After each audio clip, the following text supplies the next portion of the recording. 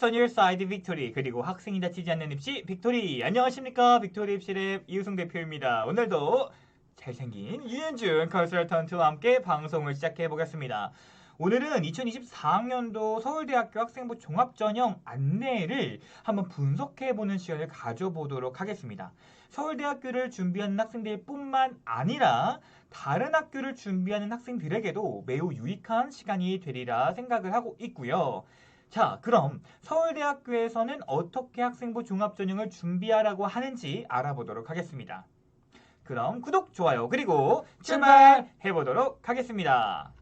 자, 당연히 오늘 방송도 주관적인 내용이 담겨 있다는 점 다시 한번 더 말씀드리고 시작하겠습니다. 서울대학교에서 이런 학생을 기다린다고 합니다. 첫 번째로는 폭넓은 이해와 그 다음 총체적 인식, 사물을 하나의 각도로 바라보지 않는 시선, 그리고 그 안에 매몰되지 않은 통찰력, 즉 통합적인 사고 능력과 창조적이고 중요합니다. 융합적인 능력이 있으면 한다고 합니다. 이게 무슨 말이냐면 수학 세특에서 한국사에서 배운 내용이 들어가 있고 한국사 세특에서 통합과학에서 배운 내용이 들어가 있는 융합적인 모습을 바랄 것이고요. 보이지 않는 것까지 보려는 노력, 단순히 노출된 활동뿐만 아니라 그 내면까지 들여다보려는 노력이 세특에 나와야 할 것입니다.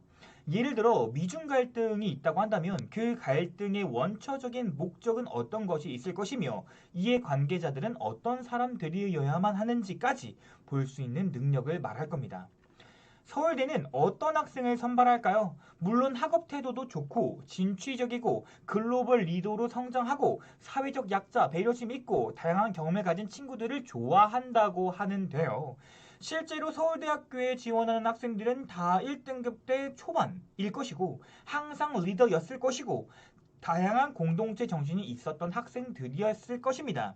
하지만 1.0등급도 떨어지는 서울대학교에서 저는 가장 중요하게 생각하는 건 그래서 우리가 왜 널 뽑아야 하며 사회에 어떤 꿈을 펼칠 것이며 너로 인해 세상은 어떻게 바뀔 것 같아? 에 대한 이야기를 할 수 있는 생기부인가를 보는 것 같습니다. 가령 생명공학자를 준비하는 학생을 보면 단순히 생명공학 산업에 기여하는 사람을 뽑는 게 아니라 인류의 존엄을 위해 노력하며 인류를 구할 사람을 선발하는 모습을 보인다는 겁니다. 저는 서울대를 합격시키면서 느꼈던 점을 그래서 넌 뭐가 되고 싶어서 이 학과에 오는 거야? 라는 질문에 명확하게 대답할 수 있는 생기부가 합격한다고 생각합니다. 그렇기 때문에 서울대학교를 준비하는 학생들에게는 매번 숙제를 내주기도 하고 있고요. 자, 수시에서는 크게 세 가지 전형으로 지역균형, 일반 전형, 기회균형이 있습니다.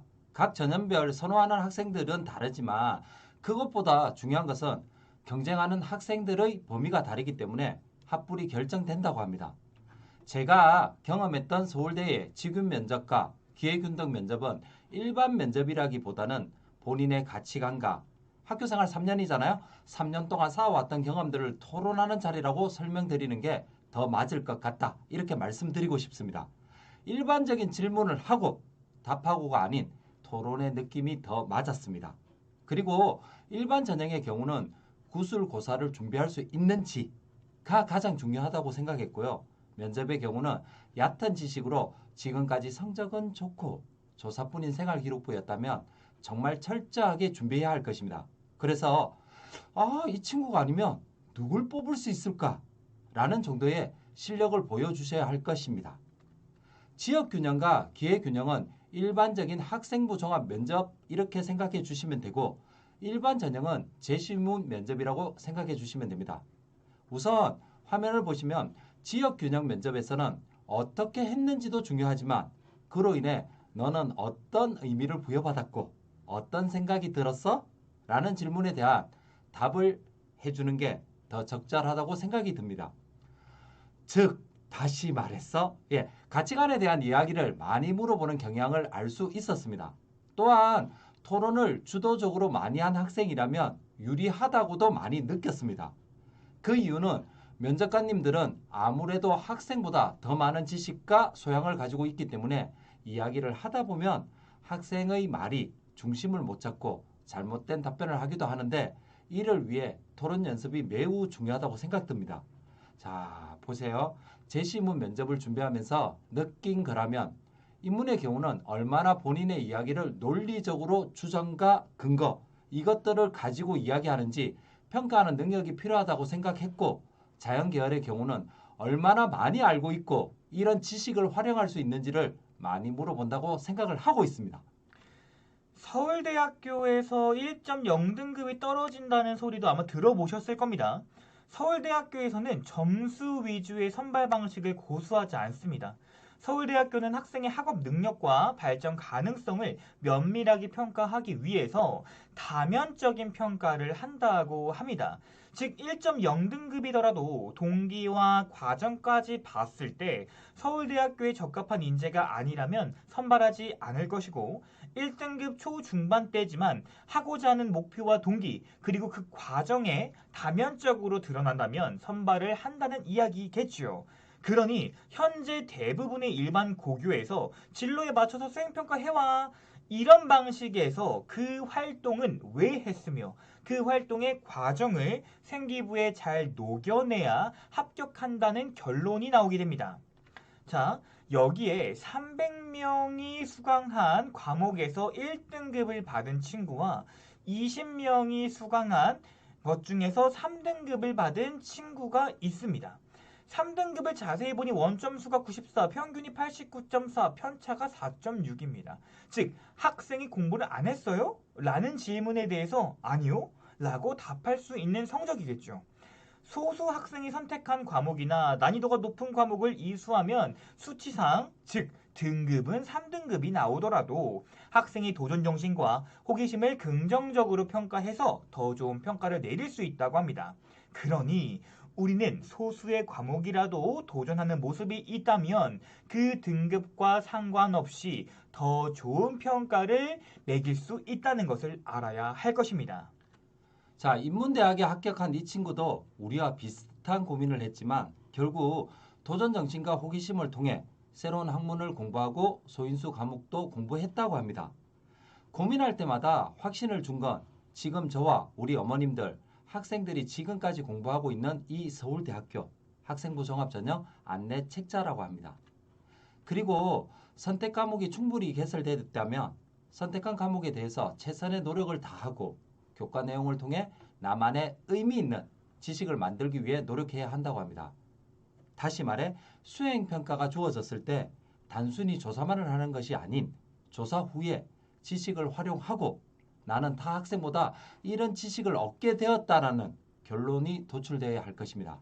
그리고 내게 꼭 필요한 과목인데 학교에서 수강생이 많이 없어서 성적이 안 나올 것 같아서 선택을 안 했다면 좋지 않은 선택이 될 것입니다.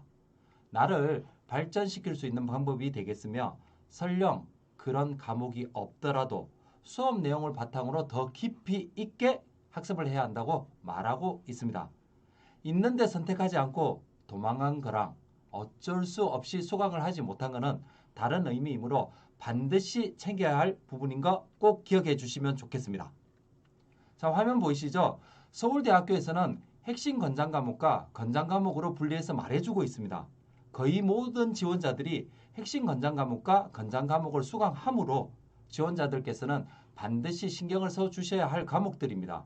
만약 수강하지 못했다면 자율활동, 진로활동, 동아리활동에서 혹은 세특에서라도 반드시 스스로 내가 자기주도적으로 공부했다라는 모습이 담겨져 있어야 할 것입니다. 내가 하고자 하는 과목이 개설되지 않았을 때는 어떻게 해야 될까요? 자, 첫 번째로 수의학과의 이야기를 좀 잡아보려고 하는데요. 동물에 대한 이야기는 거의 과목이 없죠. 네. 근데 조금 더 큰 범위로 다가가는 방법이 있다고 합니다. 수의과를 예를 들면 생태와 환경이라는 과목을 수강했고 그리고 보건 과목을 선택했습니다. 또한 공동교육 과정을 통해 본인의 부족한 점을 메꿀 수도 있으실 겁니다. 두 번째로 선택 과목을 선택할 때 가장 중요한 것을 말해주고 있는데요. 바로 학교에서 무엇을 배우는지가 가장 중요하다고 했었고 그것이 진로와 연관성이 있다고 생각을 한다고 합니다. 제가 매번 보여드리는 게 바로 학교 커리큘럼이잖아요. 그것을 보면서 내가 어떤 과목을 이수해야 되고 이 학교에서는 무엇을 배우는지 알아야 공통점이 생긴다고 매번 강조를 드립니다. 그러면 세부 능력 특기사항 어떻게 작성해야 될까요? 변화와 성장 정도를 체크한다고 합니다. 1학년 때보다는 2학년 때 발전이 있어야 될 것이고 2학년 때보다는 3학년 때 더 발전적인 모습이 보여야 될 것입니다. 그렇기 때문에 1학년, 2학년 활동이 3학년에서는 연계와 융합 그리고 심화가 돼야 한다는 결론이 나옵니다. 또한 단순하게 조사한 내용이 아닌 과제 수행을 얼마나 깊게 했는지 확인할 수 있으셔야 됩니다. 또한 실험을 어떻게 설계했는지, 문제는 어떻게 해결했는지 본인의 역량이 드러나야 된다는 것이고요. 만약에 학교에서 단순히 수학자 조사해와 이런 수행평가가 있어요. 근데 그 수학자를 조사하기 위해서 어떤 문헌 자료를 검색했으며 수학자의 공식은 어떻게 현대 수학에서 적용되었으며 그 현대 수학의 적용은 미래에 어떻게 활용될 것인지까지 알아봐야 되는 것이겠죠. 단순히 수학자의 업적이 아닌 그로 인해 내 역량을 어떻게 어필할 것인지를 학생은 체크를 해야 되고 선생님은 우리 학생의 발전 과정을 자세하게 서술해 주셔야 한다는 결론입니다. 앞서 말씀드린 과목 간의 융합과 연계 그리고 유기성에 대한 이야기입니다. 경영학과를 합격한 친구가 있는데 2학년 때 사회문화 시간에 ESG 경영했대요. 그리고 3학년 때 환경 과목을 선택해서 2학년에 배웠던 활동들을 심화시켰다고 합니다. 이런 유기적 연결성과 교과 융합이야말로 서울대가 좋아하는 학생일 거라고 저는 확신하고 있습니다. 자, 그렇다면 창체 활동과 행특은 어떻게 평가할까요? 이 두 공간에 공통점이 있습니다. 바로 학생의 학습에 관한 내용과 학업 관련 우수성이 드러나면 더 좋다라고 되어 있습니다. 만약 학교에서 물리2가 개설되지 않았다. 그래서 내가 그냥 가만히 있는 학생이 아니라 내가 스스로 공부를 했다는 모습이 드러나 있어야 한다는 것이고 내가 컨공을 가야 하는데 이산수학을 배워야 하는데 자, 이산수학과 선형대수를 공부할 공간이 없다. 그러면 진로 활동이나 행동 특성에서 혼자서 공부했다는 것을 보여주고 이게 바로 자기주도성입니다. 그리고 선생님은 학생의 학교 생활뿐만 아니라 스스로 배우고자 하는 노력을 통해 지식을 얻었다라는 것을 반드시 학생부에 어필해 주셔야 합니다. 자율활동, 동아리활동, 진로활동 그리고 행동 특성에 인성적인 칭찬만 하지 말고 우리 학생 또 우리 애가 스스로 엄청 열심히 공부합니다. 이런 것들을 보여준다면 이렇게 평가하는 서울대에서는 좋은 평가를 내려주지 않을까 싶습니다.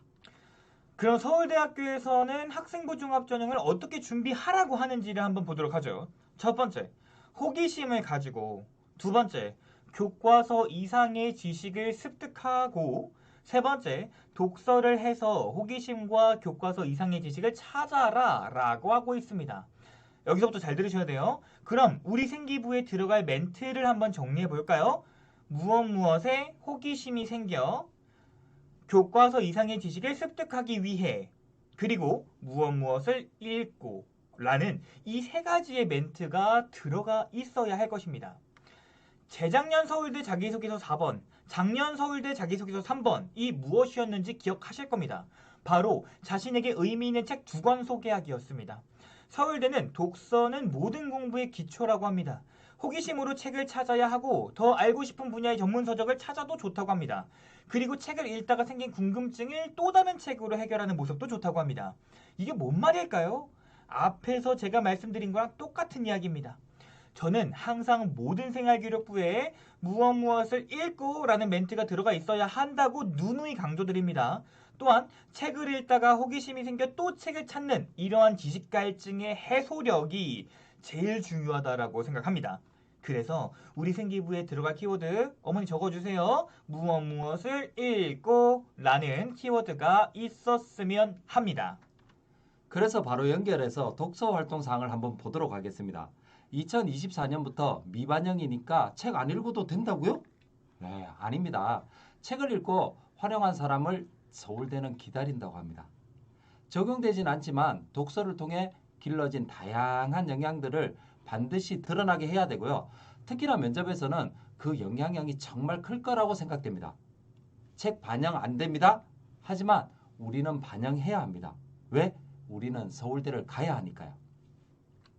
또 어떤 사람을 선호할까요? 단답형 질문에 답할 수 있는 수준 말고 오지선다형 시험에 대비하는 수준 말고 그 이상의 나의 언어로 표현하고 나만의 지식으로 만들 수 있는 사람. 자, 필요하다면 책을 읽는 사람. 그래서 사고의 폭을 정말 넓히는 사람.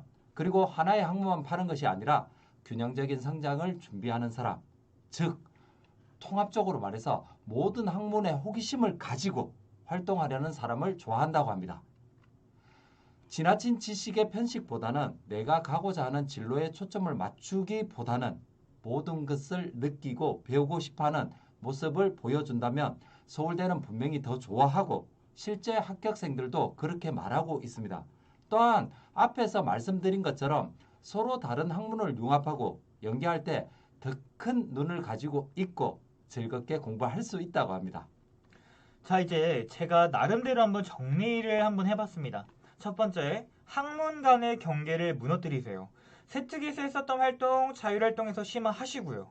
진로활동에서 보였던 내용, 3학년 수학 세특에서 활용하십시오. 두 번째, 학년별로 연계된 활동을 부탁드립니다. 1학년 때 통합사회에서 했었던 활동, 2학년 사회문화에서 해주시고요. 2학년 사회문화 시간에 했었던 활동들 3학년 확통에서 해주세요.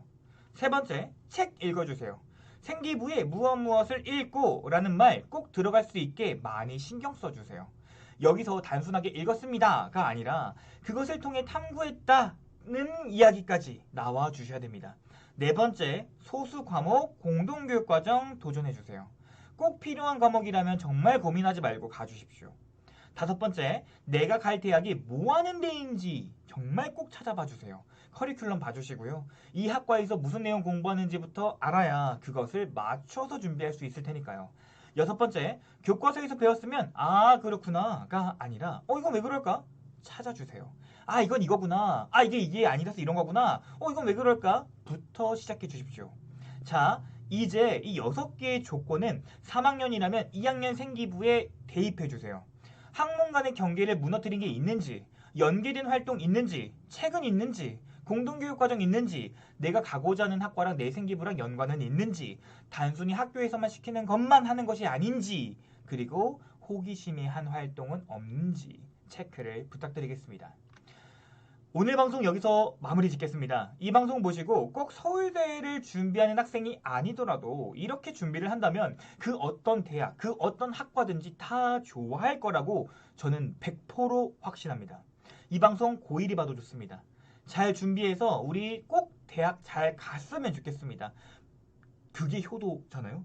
그렇죠? 네, 큰 효도죠? 네. 지금까지 빅토리 입시 랩의 이우승 대표와 윤현준 컨설턴트였습니다. 감사합니다.